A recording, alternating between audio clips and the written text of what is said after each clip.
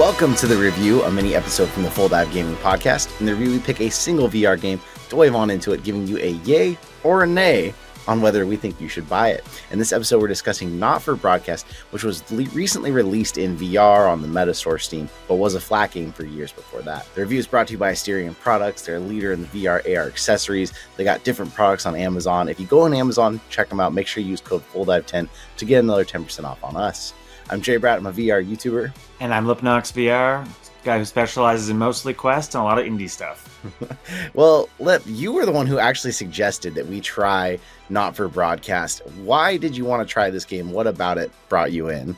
So I think immediately just seeing I'm in VR, I'm doing something completely unique that I would never think to do in real, maybe when I'm editing videos, I guess, but to have this experience of being a news broadcaster and actually get to press the buttons, that is always something that has been just a cool thing to me. So when I saw the footage of this and I was like, okay, this is one of those sit in a room, watch video screens and do things kind of games. And that premise to me it sells me on doing that kind of thing, because it's just, I love VR, but I like how it can transcend like other types of gameplay ideas, like the whole FMV thing, Night Trap, those old games from the Sega CD that were, questionable quality, but it, by taking that kind of experience and putting it into a VR game, it just seems like, okay, this is really cool. I feel like I'm actually getting immersed. And that's when I saw the preview, I saw the trailer for it. I was like, okay, what is this?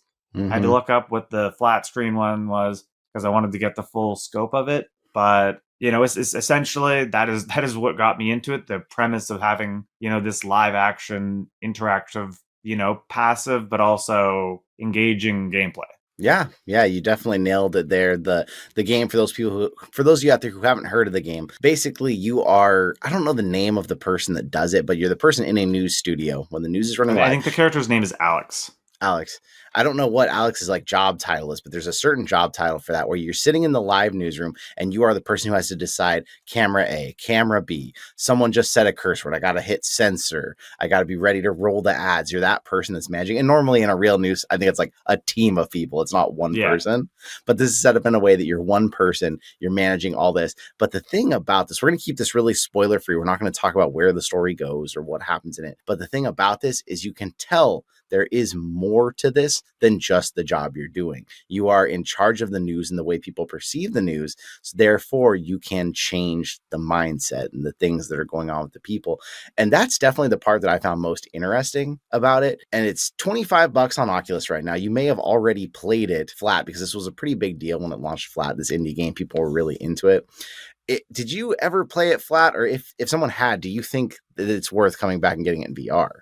So I'm so conflicted with this game.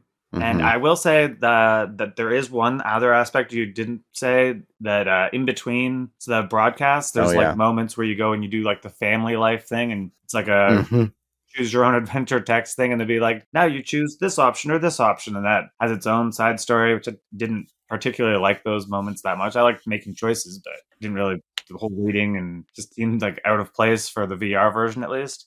During that one part, I think this is one of those games that I kind of learned my lesson in a way where it's like, if you had already played this and you want to be like in the office and feel that extra level of immersion. I mean, there's 14 endings. I don't know if you beat all endings. I probably not, but I think for someone that played it a year ago, played it, 3 years ago, and it was like early beta kind of thing. This is definitely one that would be worth coming back to in VR. But I'm gonna double up on, or I'm gonna go like the opposite side of that.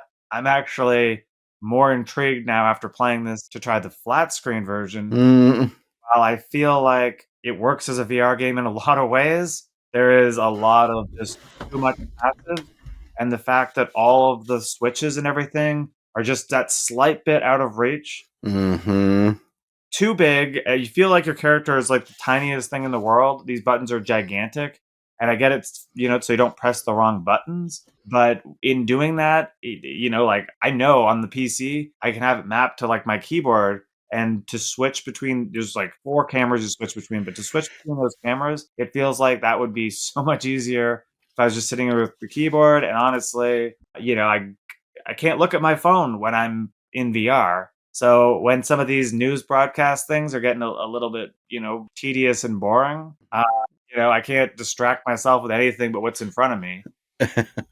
That, combined with the whole British humor aspect, which at times is amazing, and other times you're like, I don't know.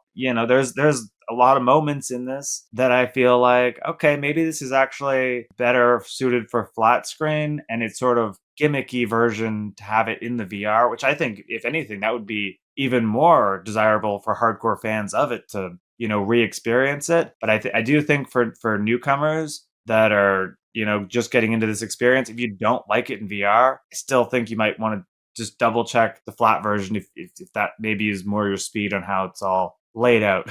That's interesting you bring all that up, because right now the game's got a 4.0 rating on Oculus. It's got a mostly negative rating on Steam VR, but the original game has like great ratings, mostly positive on Steam. So I think you're right there. There's something about the VR version. Not only are people having problems with loading, problems with glitches, but something about the VR, it's a good way to feel like you're really in it, but it's something about it's a little hard to me. So when I first started playing the game, I was sitting at my desk and I scooted way back from my desk, and I'd seen the trailer. I'd seen, okay, you sit at your desk and you like press stuff, so this should be fine, right? Absolutely not. I ended up having to go stand to play this game when you're supposed to be sitting in a new studio, because the buttons were so freaking far away, or they're so far behind you to your left or to your right to reach them. Then when I was at my desk, I was punching the walls, I was punching the desk, and I had to like get out of my chair sometimes to even reach something. It was so far away. So that part kind of drove me a little crazy. I can see where people are having a harder time in the reviews with that. But also, my back was killing me. My back was killing me because I kept having to lean forward to press things. And I was like, I'm sitting there leaning forward into this little block of 4 things. Mm-hmm. I kept wishing it was Demio style, where if you want to move the room, you just pull the grip buttons and you can like pull the room back or further from you. Because like every time I needed to reach the freaking camera buttons, but then if I needed to reach down and like grab a different tape or something, it was just, everything was so far out of the way that I was hitting myself in the legs or I was hitting the wall. It felt like the whole play space could be condensed down about 25%, and then it would have been perfect. I'm not sure. Let's also, with that, there is no turn button. Like, I don't understand that. I'm like, all right, I got this square around me that I need to access a million things, move all the furniture as far away as possible, and then, like you said, you find the perfect way to like hold the button. And even then, I'm sitting here, I got my like rolly office chair that's rolling left and right and all around trying to press all these things, and it's like it felt so weird to me that I had to keep doing that, because when you're using one area, you're nowhere near touch that. Like, no matter how giant you are, you literally have to get up and move. Yeah, and this game is long-winded. If you want to just play the main campaign, you're looking at between 7 and 9 hours, but completionists could go 35 hours, maybe more, in this game. So this is something I want to be able to sit down and kind of chill. There's a lot going on. It's really stressful at times. I want to sit down, and it was just like, it wasn't possible to sit because everything was so freaking far away. And there's a lot of options in this game, a lot of accessibility options. You can do color things for people who can't see certain colors. There's a lot of that, but I didn't see anything that made the room any different or easier among all those options for someone who's just like doesn't have the play space for this. I mean, you need a good open space. Yeah, I think even with a good open space, it's like you said, you need to relax, and it's like you need to have that like office room chair in a big space that you can wheel it around, and you have to be comfortable doing that, which I think for someone that just wants the ultimate immersion, great. But for me, that just wanted to play a game that, is relaxing, fun, just watching video screens. I don't need to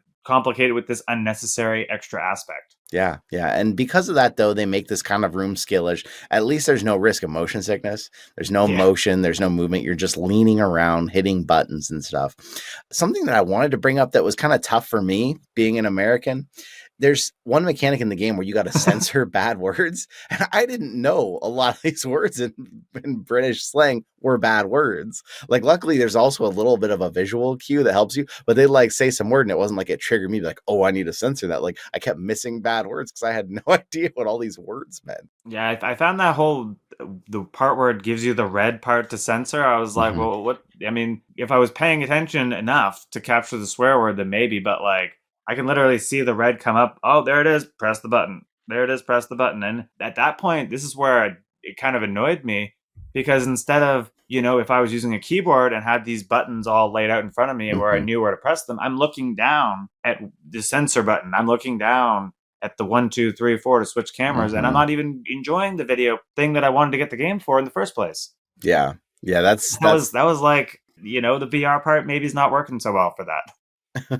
yeah, and that's the thing about this game. The thing that ultimately was hard for me is the stories that are happening and the subplot that's being exposed and your control over it were all the things I found really interesting about the game. The mechanics of it were driving me crazy and making me constantly want to stop playing.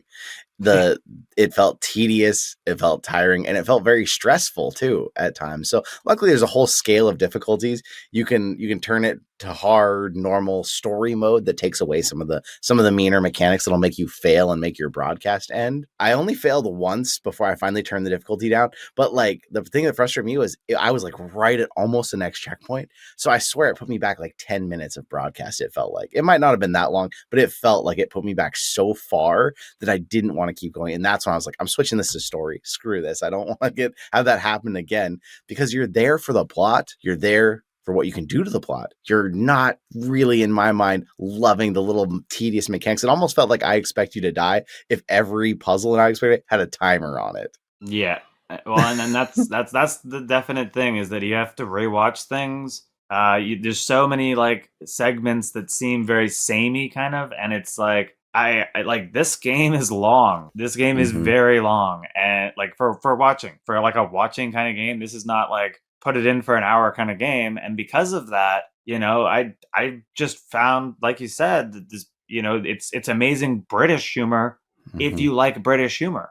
I'm Mm-hmm. okay with the British humor, but I'm sitting here playing the game for 2 hours straight. I'm By the end of that 2 hours, I'm just like, take it off, take it off. I don't want to play anymore. And that was the thing. I even invested. I was like, oh, let's go check out the challenge mode. What else can I play with this? Because like there's amazing ads. Like, you do these ad things, and they're so funny. And there's amazing in between scenes. Like, you can change the volume things, and you can be like, well, what are they doing when it's the commercial break, or you get to see all these behind the scenes kind of things, and those things are really neat. But this game's like 8 hours long. Like, I don't Mm-hmm. know. I don't know if I'm going to be invested for 8 hours of my life to watch this low quality, TV channel, even if it is done in this satire comedic way. And there's a lot of like political types of things that Mm-hmm. revolve around the story and revolve around what's going on in this whole thing, which is great. And I liked that aspect of the thing, but so much of it is like just ridiculously over the top in like an annoying way sometimes, and just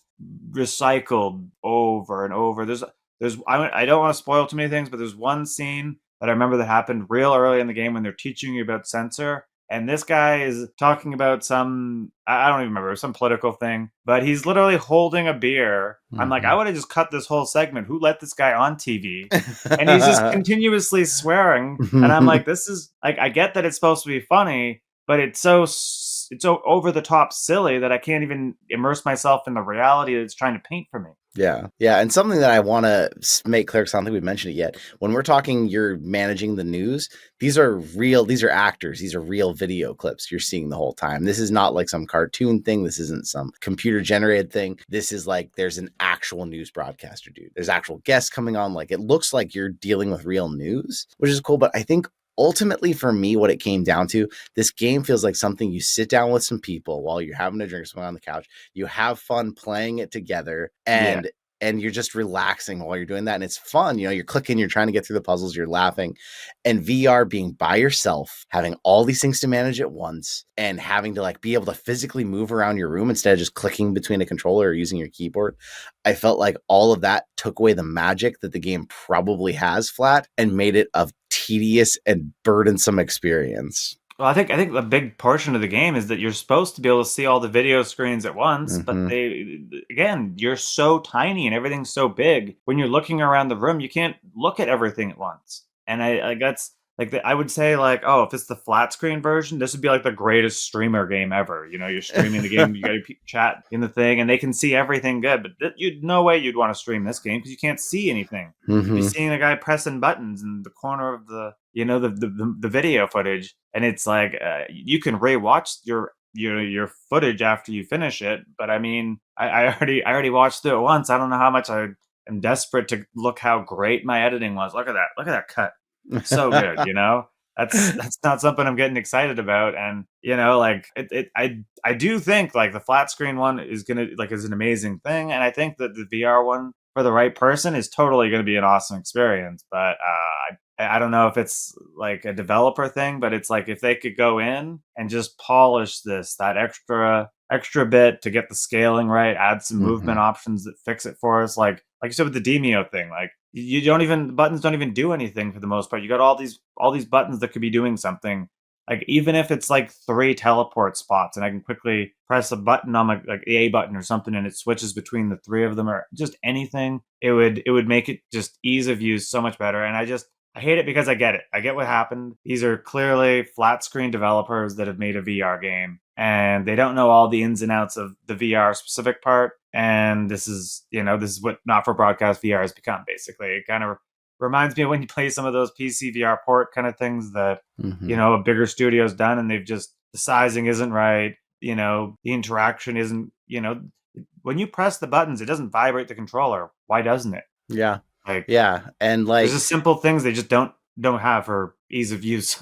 And if you like close your hand in the game and like try to make a pointer finger to like press the play button or press the fast forward button or anything, you don't get a pointer finger. You either get an open hand that's kind of weird to figure out what am I pressing, or you get a closed hand. So it's not like you can get your one finger and specifically hit what you want to hit. So sometimes the big buttons were fine, but like the little buttons on like the VCR, I'd try to hit fast forward because you can go fast forward 2 times, 4 times, 8 times. And I'm like trying to hit that over and over and I'm hitting play instead of hitting that. And then when I want to hit play, I'm hitting pause. Like a lot of things like that. It's like, why can't I make an index finger? And it really did feel like, okay, this is someone that hasn't made a lot of VR games and they need a little help. And I'm hoping they'll get some help on it. The VCR that's like across the room, I was like, how am I going to get to that? How am I going to play the video? It's like way over there. I'm like, I'm going to have to go in my corner, readjust the tracking, and then walk over there.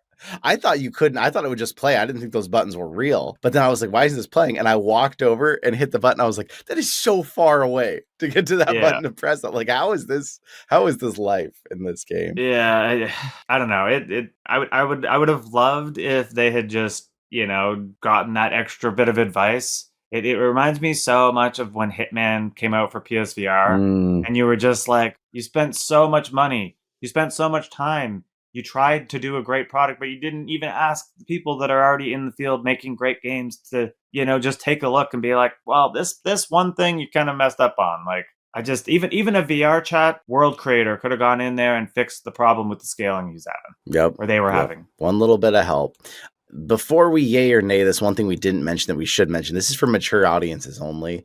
It's got it's like rated mature for everything. Like there's everything. It does in the options. It does let you choose to turn off certain things. So if you don't like the political things or potentially, just offensive things, they have like little categories you can disable so you don't have to see those clips. Yeah, it's got a lot. Yeah. Oh, well, that's why you got the censor button. I mean, I feel like the original title of the game was talking about censoring stuff. That's why they got the not for broadcast, because that's the whole point. It's inappropriate TV. Well, at this point, are you ready to give the yay or nay? And I think we should be specific. We should do the VR version. We should say is whether we're yaying or naying that. Are you ready for that, Lip? I will say, if am I ignoring the flat version exists at all when giving my yay or nay? Yes, right now it's just if someone loves VR, they're only buying VR games. Should they buy this game? Are you ready? All right. Yeah. 3, 2, 1. Yay. Nay. I'm naying I'm just barely giving it. I'm just barely giving it. I'm kind of just barely giving it a nay. It was hard for me. Go ahead. Tell me why you. If you go in story mode, if you go in the story difficulty mode, and you ignore all the things it wants you to do and you just click on the video screens you want and you just play around in this thing and you chip away half an hour here, like each like broadcast, you do the one broadcast and then you're done. A week later you come back, you do another broadcast and you're done. I think that'd be a fun game. But trying to grind it all out with all this just awkwardness, it's just the longer I played, the more I didn't like it. See, I was in the opposite boat, which is funny because I nayed it barely, but I also found the more I played, the more I wanted to play, but the more frustrated I'd already been so frustrated with the mechanics, the overreaching, the tediousness of it, that the only thing keeping me going was I was starting to get interested in the plot line and what I could do to it, how I could change it. That was the only thing that kept me in it. But that's where I feel like I haven't played it flat yet, so I can't really say yay or nay. But I feel like I want to just go get this game flat and try it because I'm interested in that side. I think this would be fun for me and Nat to be on the couch together doing this. But like the VR version, you're so lonely. It's so tedious. It was a chore for me to continue playing. And the only thing that barely kept me was the plot line. Yeah. Yeah, I mean, like, and the thing too is like the British humor. Like, I sometimes like British humor, but if you've watched some of those British kinds of shows like Little Britain and things like that, they have a different style. I mean, or even just we've talked about The Office before in the podcast, the UK version of The Office versus the American one. There's a pretty distinct thing and things that they are just, this is the funniest thing on the planet. I just goes right past me, and I'm like, okay. Yep. What's going on? And that's sometimes, some of the better intricacies are lost because of that. And that's why it's so hard to say nay for this kind of game, because of the fact that I know that it is a great story. Like those video clips are great. What is all there? The 14 endings. It's great. It's only $25, which is pretty great. But it's just, I didn't have fun, so I don't know how. Like I did have fun, but I didn't. So I wasn't having fun. I looked back and I had fun. yeah. I'm not sure. I'm like, I have good memories, but I also remember feeling like I wanted to take the headset off and delete the game. Yeah. But I will also say too, just because it's a bit of a contention. This is a 15 gigabyte game, and being it one of the bigger sized games. It definitely can eat up some space. So I always say, like, it's just one of those things. I had to delete things, and I so rarely have to delete things that I'm just looking at it and I'm like, grid, not for broadcast. You're killing me on the size. You're bigger than everything else. Why are you bigger than Resident Evil? Why are you bigger than, and I get the not for broadcast is the video clips, but that becomes an issue sometimes in recommending a game, or if you even want a game, because it's like, if you're on an Oculus Quest 1 or you got the first Quest 2 and you only 64 gigabytes, you're in trouble trying to get games like this on the headset. It's going to be like 3 games on the headset. You get this and Medal of Honor, you're done. You're full. Yeah. Medal of Honor alone is like 50. Yeah, it's like fills you up. Well, if you've tried this flat and you're out there or you've tried it in VR and you want to come talk about this, come join our Discord, because this is one that definitely has me wanting to discuss it more. It has me kind of up in arms about it because I'm so interested in where the game goes and what it does, but it's such a chore in VR to me. And we're playing launch week. Keep that in mind. If any of this stuff gets patched, if any of this stuff, they add options, it could help a lot and take away a lot of our woes. But it was such a chore for me to keep playing this game. Yeah, give me the world scaling slider. I can just slide it away. Okay, now the world is a proper size. I can reach everything. Yes, that would make it so much easier. And if you want to take it a step further, of course, we want to thank our patrons where they're supporting us and basically paying for the cost of the podcast now, which is huge. So thanks to them, thanks to our sponsor, and thanks to all of you for listening. And if you've been thinking about VR, this may not be the game to do it for, but it's definitely the time to dive on in.